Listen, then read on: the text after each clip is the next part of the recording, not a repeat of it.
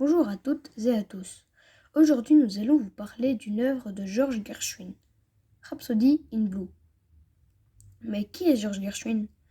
George Gershwin est né à Brooklyn en 1898 et est mort en 1937 à Hollywood.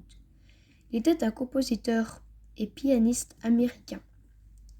Rhapsody in Blue est une œuvre pour piano et orchestre composée par George Gershwin en 1924, qui combine des éléments de musique classique de jazz. Après le succès d'un concert expérimental jazz classique de la chanteuse canadienne Eva Gauthier au Aeolian Hall de New York le 1er novembre 1923, le chef d'orchestre Paul Whitman décida alors de se lancer dans un projet plus ambitieux. Il commanda alors à George Gershwin un concerto pour présenter lors d'un concert jazz au Aeolian Hall en février 1924. Whitman avait commencé à s'intéresser à une composition de ce genre par Gershwin après avoir été impressionné par l'originalité de l'opéra en un acte Blue Monday, qui avait été un échec. Gershwin n'était pas très enthousiaste à l'idée de cette nouvelle pièce car sa nouvelle comédie, Sweet Little Devil, devait faire ses débuts à New York le 21 janvier.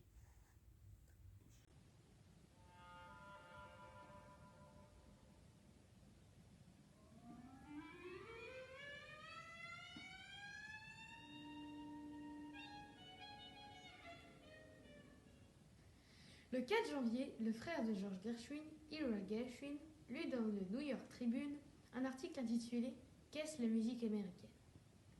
à propos du concert de Paul Whitman. Le dernier paragraphe annonçait que George Gershwin travaillait à un concerto de jazz. Mis au courant, Gershwin décida finalement de composer la pièce. Comme il ne restait plus que 5 semaines avant le concert, Gershwin se mit rapidement au travail. C'est dans le train de Boston que les idées pour Rhapsody in Blue lui sont venues. Il commença le 7 janvier.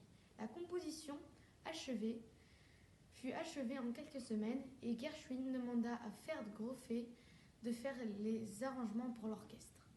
Les orchestrations furent finies le 4 février, seulement 8 jours avant la première. Rhapsody in Blue fut jouée durant l'après-midi du 12 février 1924 sous le titre de An Experiment in Modern Music. Le concert eut lieu au Aeolian Hall à New York. Adaptation. Les studios Disney ont mis en image la Rhapsody in Blue dans Fantasia 2000, adoptant un style graphique proche de celui du dessinateur new-yorkais Al Hirschfeld. La musique illustre les destins croisés de 4 personnages qui cherchent le bonheur. De plus, Rhapsody in Blue est la musique d'un drame italien No Dame Cantabile. Elle sert également d'introduction au film Manhattan de Woody Allen. Merci de nous avoir écoutés et à bientôt.